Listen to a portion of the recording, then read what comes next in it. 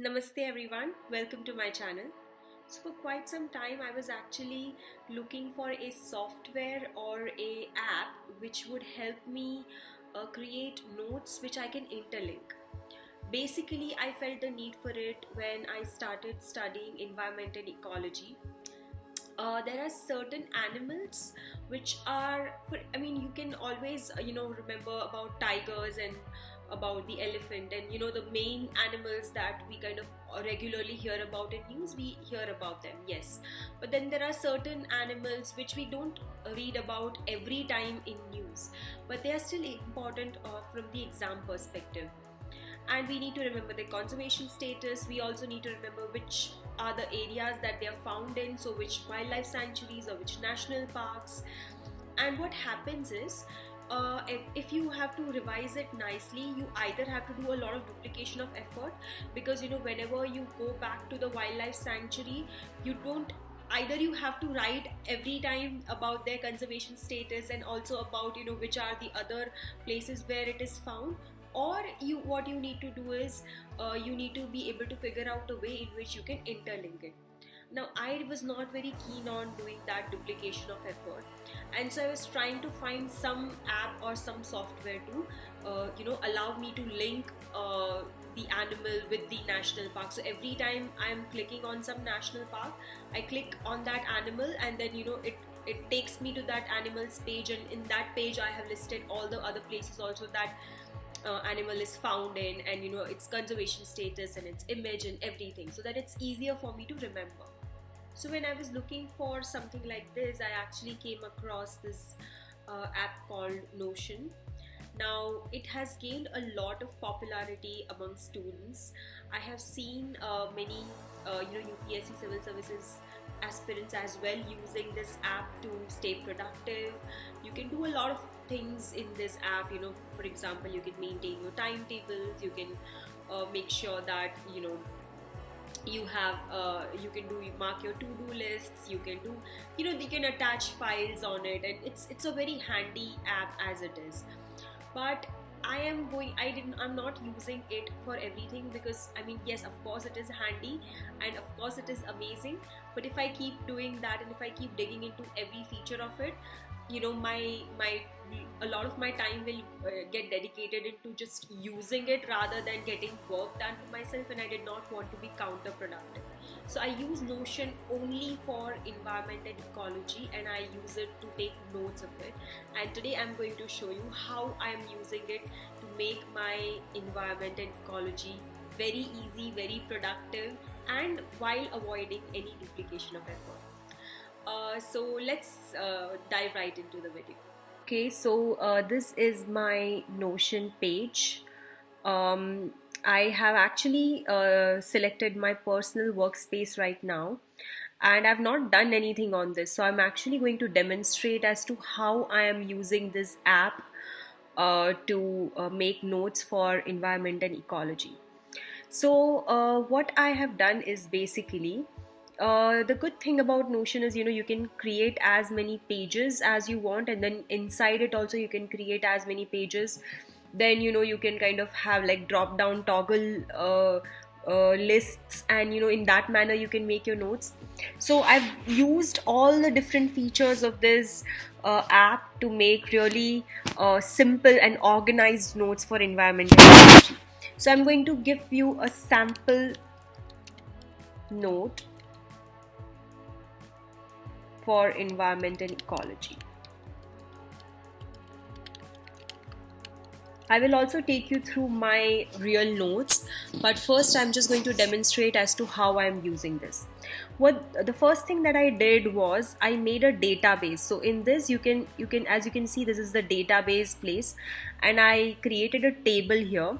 In that I decided to mark in all the animals, and basically, so in this tag, for example, there is this property type called multi-select. For this multi-select, with using this multi-select helps me to kind of see, for example, here I mark all the conservation statuses. So I do critically endangered, right? And then I make endangered, that Then there is one, there is vulnerable. Then there is least concern, and there is near threatened. So these are the five animal categories that we generally have. So in this, actually, all of them are there. But for example, I am choosing one.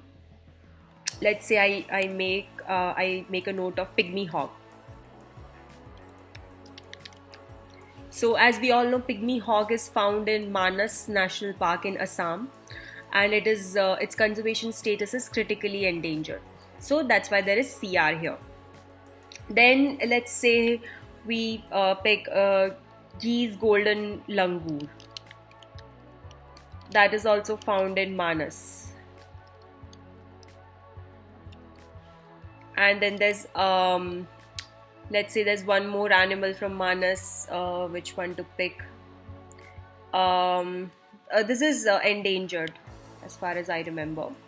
So basically what happens is, now that I have all these lists here, I can, okay, let's do this Bengal tiger, okay, for example. That's found in a lot of places, but for now I'm just doing it so that I can use endangered again. So if you can see, it's like basically I can make a whole database, and then I can pick one of these five categories from here. Each category is marked with a different color, so it's easier for me to even recognize. Sometime if I want to just see that, I want to see all the endangered animals only, I don't want to see critically endangered ones. So what I can do is, I can just filter out over here, and I can just do this, add a filter group where name is, for example, instead of name I can just say tag, and then contains what? Endangered. If I do that, I can just see those over here. Then I can even remove the filter. For example, I go here and then I remove the filter, and I can see all the animals basically. Here I can also add image of the animals. So I can just say the name of the column is image, and in this, instead of text I say files and media. And so every time I click here, they would ask me to choose a file, and I can directly upload the image of the animal, and it's easy for me to, each time I kind of go there, I can do that. Now I basically made a long database of some 100 200 animals, and then what I did was, I basically created another page called protected area networks.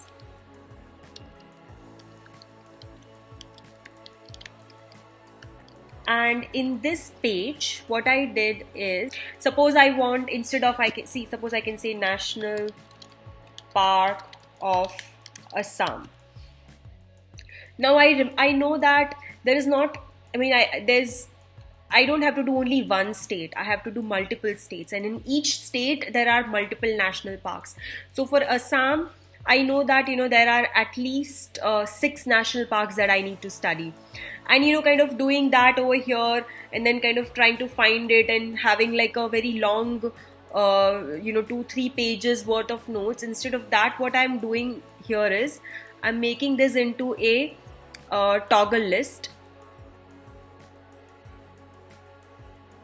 like so. And then under this, I kind of say that first I'm doing Manas National Park. So in Manas National Park also, I'm kind of making this also into a toggle. So it is going to be a toggle under toggle.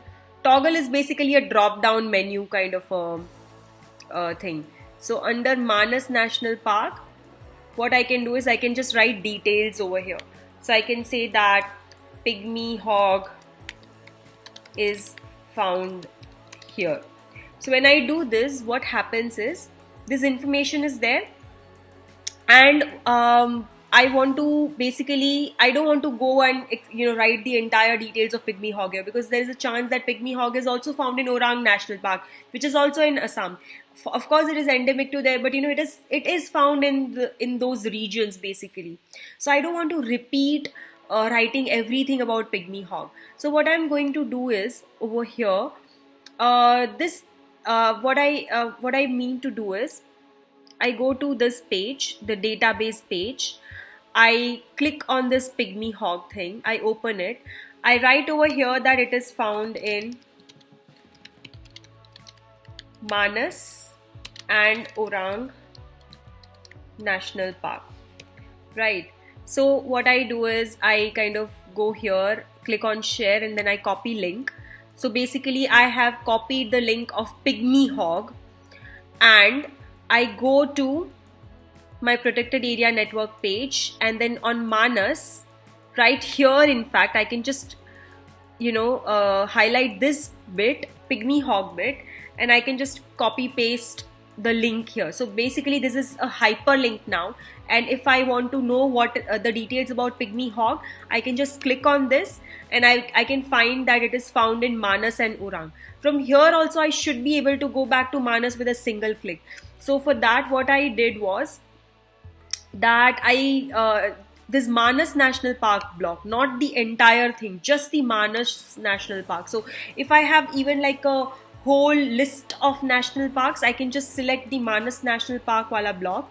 I can copy the link of it like so, and then on the pygmy hog page where I have written Manas National Park, I can just link the block to that word Manas, and there it is. So I can directly jump from page to page. So I clicked on Manas, I reached right here, and then I click on pygmy hog, and then I reach right here.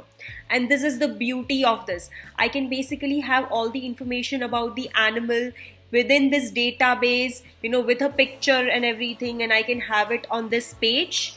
And I don't need to write it again and again in different national parks. I can just link it, and it's also easier for me to remember. So this is exactly how I have been using Notion for creating my notes of environment and ecology. Now I'm going to take you guys to my actual notes so that you can see how exactly I have been using Notion. So as I said, this is my database. If you can see right here. So I have created some 83 animals right now. I will of course be adding it. And in this, basically, if you see, I have also attached a picture as to how does it look. I have, apart from the IUCN category, what I have done is I have also included a type, because I wanted to see what category of animal, how is it faring in terms of their IUCN conservation status. So basically, for example, leopard. When I mark leopard, I realized that all the different kinds of leopard, be it a clouded leopard or be it a snow leopard, all the leopards that are found here in India are all fall under vulnerable category. They are not there in they are not endangered or critically endangered or anything. They're all vulnerable. So that's an easy thing to remember. When it comes to vultures, I found that a couple of them are actually in critically endangered. Only one or so is not is into near threatened. So in this manner I kind of can remember things easily, and it helps to memorize like that. Instead of kind of remembering each and every animal, I can just categorize it and it will become easier for me to eliminate. So this is basically, if you can see right here, that's Himalayan snowcock. And what I did was I did fill all of these columns manually. How has it helped me is because I was looking out for pictures, and because I was kind of filing out all the information. Like in this Himalayan monal, I have written right here that it is found in Dachigam National Park. Now, just like I had shown, I have also created a page called Protected Area Network. This page, if you see right now, is it's only this much. I have created these different toggles. In this, I have said that these are the 6 categories of IUCN, and this is how it is. Then national parks fall into category 2. So when I open that, first thing I see is, information about national parks. So I kind of write down ki how it is in category 2 of IUCN, because that's important. This is how we do it in India. I basically wrote some things about the conservation status and everything. Then I move on to the different national parks of different states. So I did Jammu Kashmir and Ladakh, for example. So when I click on that, I kind of also attached a picture of the map. These are the national parks that I'm going to study, and then I have all of those in a toggle under it. When I open this toggle, I find that these are the two animals that I have to study here. So I click on the Himalayan Sero, and I click and I kind of jump right into this page. This page also says that it is found in Salim Ali National Park. So I click on that and I'm back to the same place that I was in. So this is right here, there it is. Then we go back to this and we continue. Similarly, if you see, I also did Uttar Pradesh, right? So in Uttar Pradesh there is Dudhwa National Park. I do that and I see that these are all the places that I need to remember, and all of those are also marked into the map. I think the better example of that would be Uttarakhand. So if I do Uttarakhand, for example, and I go to Gangotri National Park, of course I have the map in which all the national parks are marked. Here I find that I have not linked this here. Okay, I will have to link it. Here, see, for example, this is a good example. Bearded vulture is found here in Govind Pashu Vihar National Park. So I click on bearded vulture and I reach the page of bearded vulture. Here also it says Govind Pashu Vihar. Here I can also see the image of the bearded vulture. I chose this picture because it is called bearded vulture, considering that right here is the beard of it. And so I kind of click on that. I go back to Govind Pashu Vihar and it takes me exactly where we started. In fact, it is even highlighted if you see that this is where we started. I am going to link this right here in front of you guys so that you see how I'm working this bit. So it's okay, I need to first copy the link, and it is in Gangotri National Park, right? So I can just copy the link to Gangotri National Park. We can move to database and we find white-bellied musk deer right here. So I open that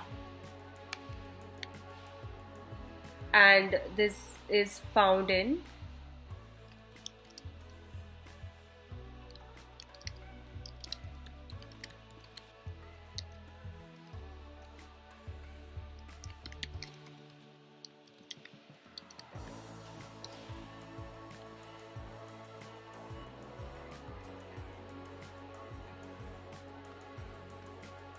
there it is. I linked it to this and then I'm copying the link of this page, white-bellied musk deer.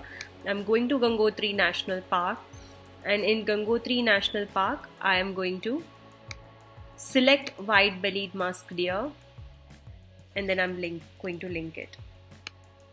So you see exactly how it works. It is so easy to do it in this manner. And my environment and ecology notes are so much more organized now, and it is so easy for me to remember also. Like every time I go to an animal page and I realize that okay, this is not just found in this particular national park, but it is also found in another national park. Not only it helps me memorize things easy, but it will also help me reorganize my own thoughts, so that when I am marking some question in a multiple choice question for a mock test or for like a final exam, what I'll be able to do is I'll be able to eliminate in a nicer manner, because I'll have a logic as to why this animal could be found here or not. Because I've also referred to the map and I've also referred to the conservation status and I've referred to everything while trying to make things easier for me. So that was my video for today, guys. That's exactly how I use Notion, and I hope that you found my video useful. If you think that I can make my notes even more simpler and even more organized using this app, or if I'm not using some feature of this app which I should be using, then do let me know in the comments below. And please leave a thumbs up because it really encourages me. And if you've not subscribed to my channel yet, please subscribe.